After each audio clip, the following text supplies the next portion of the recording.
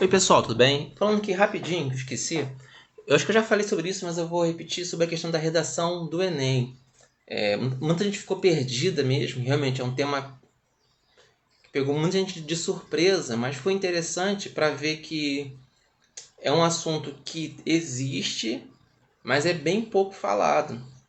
Eu só lembrei desse assunto porque a minha coordenadora da equipe de geografia da Multirio, eu estava dando uma aula sobre um tema e ela pediu para eu encaixar esse tema, isso bem meses antes do Enem, dentro da minha aula. E quando caiu o tema, eu falei, caramba, eu falei sobre isso. Né? A professora Vanessa, de geografia, me deu esse toque. Então, vou dar aqui um rápido resumo, tá? Sobre a questão do tema da redação do Enem. No Brasil, existem muitas pessoas que não têm registro, não têm nem certidão de nascimento. E por quê? Traçando um breve histórico, séculos atrás, né, no Brasil, né, na Europa também e tal, só que no Brasil se perdurou um pouco mais, né, que o Brasil demorou um pouquinho mais, né, a entrar na era moderna de algumas coisas. Mas bem, há séculos atrás, quem era responsável pela questão de registro de nascimento, de casamento, de falecimento, de óbito, né? Era a Igreja Católica. Quando o Estado ele começou a se tornar laico, né? Quando o governo se apropriou, né? Tomou para si esses poderes, né? Poderes públicos, e a Igreja perdeu essa função. Muitas áreas lá, por exemplo, do interior do sertão do Nordeste, que tinha uma igreja com uma capela onde se fazia esse serviço, não tinha mais, não tinha cartório, né? Então, eu estou pegando aqui com o exemplo do sertão do Nordeste, né? Tirou-se da Igreja Católica essa questão dos registros de nascimento e não tinha cartório. O cartório era numa cidade distante. E numa época que você não tinha transporte, meios de comunicação, a população pobre. Abraço, Edson. Então começou a nascer pessoas que simplesmente não eram registradas. Isso foi se perpetuando, foi se acomodando. Tanto é que eu trabalhei 6 meses na secretaria do EJA, de uma escola à noite, uma escola municipal. E eu já vi casos de pessoas que vinham do Nordeste para o Rio e só conseguiam se registrar no Rio. E pasmem, existem também em certas áreas da cidade do Rio pessoas que não têm certidão de nascimento. E é um problema, por quê? Sem a certidão de nascimento você não tira RG, CPF, você não tem direito ao Bolsa Família, atendimento no SUS.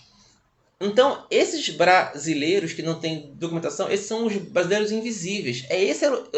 Então, esse é um panorama básico do que você podia falar do tema da redação, entendeu? Achei muito, muito difícil esse tema, sabe? Eu mesmo estava por fora até alguns meses atrás sobre esse tema. Ferrou muita gente, eu imagino. Mas é isso, tá, gente? E aí, o que está sendo feito de alguns anos para cá?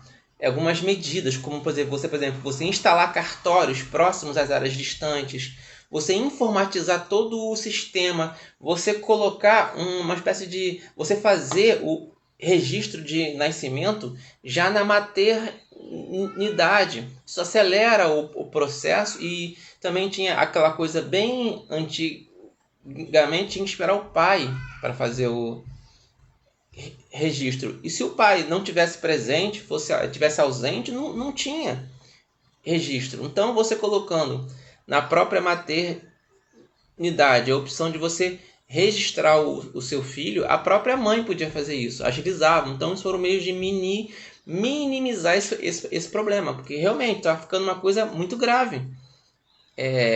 Eu estou usando bastante o Nordeste, né, que é onde tinha mais casos. Não só no Nordeste, como em áreas do Centro-Oeste, no Norte também.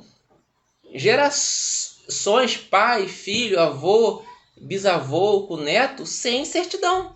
E se o pai não tem certidão, ele não pode registrar o filho. Isso é complicado, porque às vezes o pai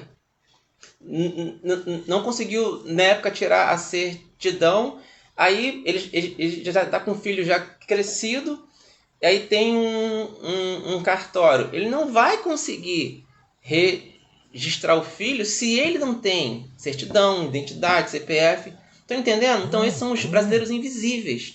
Eles não existem, eles não são contabilizados para a questão de censo, de saúde pública, educação, por aí vai. Ele não consegue fazer matrícula em escola, um atendimento num posto de saúde. Então, meus queridos, isso é um resumo do que foi o tema da redação do Enem desse ano. Tá bom? Um tema difícil, complicado, tenso, porém é uma realidade. Tá bom? E só com uma dica ao pessoal da geração atual. Gente, parem de ficar resmungando, culpando o governo, o MEC, o Enem. Cara, para com isso. Na minha época eu não sabia também qual era o tema. Eu não tinha internet para estudar, não tinha nada. O tema foi difícil? Foi. Mas pelo menos você teve um aprendizado que você deve estudar sobre todas as coisas possíveis. Teve um ano que o tema foi propaganda infantil. Quem estudou sobre isso? Entendeu? O problema é que hoje em dia as pessoas querem culpar alguém pelo seu fracasso. Tem essa questão. Ah, eu fui mal no... Eu tomei bomba. Na época não era nem, era vestibular. Cada faculdade, cada universidade tinha a sua prova. Eu tomei bomba na UERJ, na UFRJ. Eu não tinha base, né? Mas eu continuava fazendo até eu conseguir passar. Então faça isso. Entendeu? Fica esse conselho desse professor aqui de 41 anos, né? Para de ficar, porque essa prova foi muito assim, e mimimi. Cara, teve um ano que teve uma questão falando sobre uma linguagem que os travestis que cultuavam, que tinha aquela crença da Umbanda, tinha uma questão que falava sobre que fala? Dialeto de travestis que eram da Umbanda, eu acho. Teve essa questão. Cara, quem é que sabe o que é isso? Só quem é desse nicho que vai saber. E aí, pessoal reclamou, e agora teve essa prova. Sempre vai ter alguma coisa que vai complicar. Uma coisa que não faz sentido sempre. Não adianta. Todos os governos têm isso. Tem uma prova que é incoerente com o que é cobrado, infelizmente. A gente tem que cobrar sim, com uma prova mais coerente em todos os governos. Não só, como que eu não gosto desse presidente, eu vou criticar esse Enem, quando entrar outro que eu gosto, eu vou fingir que não teve. Não, para com isso também, né, gente? Você pode criticar à vontade, exigir com uma prova coerente, mas ficar o tempo todo... Porque assim, eu faço parte de alguns grupos de vestibular do Enem, do Facebook. Eu vejo, às vezes eu posto alguma aula minha e tal. Eu vi o pessoal lá o ano inteiro tirando foto. Ah, qual curso combina comigo? Ah, aí tira foto, tinha lá as meninas todas posudas, todas lindonas, com os rapazes galã. Qual curso combina comigo? Nenhum, tu não estuda. Ah, gente, falta uma semana. Dá tempo de eu estudar? Não. Esse mesmo pessoal tá chorando porque não conseguiu fazer nada. Claro, você não estudou. Cara, presta atenção. Independente do tema que vai cair e do tipo de questões, você tem que ter uma vida de leitura. E quando você entende de um assunto, esse assunto vai puxar outros assuntos. Tá entendendo? Ninguém sabe o que vai cair. Eu não sei, você não sabe, mas você tem que ter uma ideia, um norte.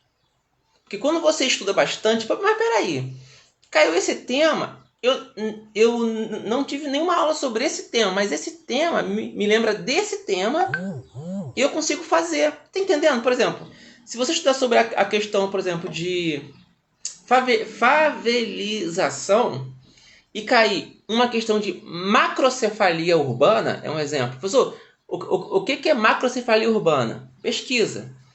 Se você estudar sobre o processo de favelização, se você pesquisar a fundo, não ir na Wikipédia, você pesquisar a fundo em sites bons, em várias fontes, você vai se esbarrar com esse tema. Beleza. Quando chegar na hora da prova, se cair algo sobre esse tema, vai, peraí, isso tem a ver com inchaço urbano, com favelização, aí você linka com êxodo rural, falta de um planejamento urbano adequado, então você vai linkando os temas e você consegue fazer. Agora, o cara só lê texto de Facebook, só vê aula de 2 minutos no TikTok, aí a culpa é do governo? É do Enem? Não, a culpa é sua que não está estudando como deveria. Você tem que estar pronto para qualquer prova. Das mais fáceis às mais complicadas. Tá entendendo? Você vai chorar. O ano que vem vai continuar com os mesmos erros, não vai passar mais uma vez. Para de culpar os outros. Culpa é você mesmo e estuda mais. Tá bom? Desculpa essa bronca, gente, mas é uma dica que eu dou. Eu fracassei em muitos Enem. Não era nem era vestibular. Teve uma prova da UFRJ de Química que eu tirei 0. Entendeu? Eu vou chorar? Não. Continuei estudando até eu conseguir passar na prova da UERJ. Ah, professor, então por que o senhor não entrou na UERJ? Tá de caô? Não, é que no mesmo ano eu passei em um concurso para trabalhar em órgão público. E, poxa, você trabalhar aqui em órgão público é muito complicado. Aí eu preferi não entrar na UERJ para eu trabalhar como administrativo de uma prefeitura, da prefeitura de Itaguaí, né? Foi meu primeiro emprego sério mesmo, que eu fiquei quase 6 anos trabalhando lá, entendeu? É por isso que eu não fiz o UERJ. Aí o meu pai, na época, o meu falecido pai, me ajudou com as despesas da faculdade, porque eu ganhava muito pouco. E esse concurso, eu tinha tentado 10 concursos antes, entendeu? Igual a questão do vestibular também, né? Concurso vestibular eu tentei várias vezes até eu conseguir. Então o segredo é você insistir e se esforçar, estar preparado para tudo, ter uma vida de leitura. Quando você lê e escreve, você tá no caminho certo, tá bom? Um beijo, bons estudos e vamos trabalhar.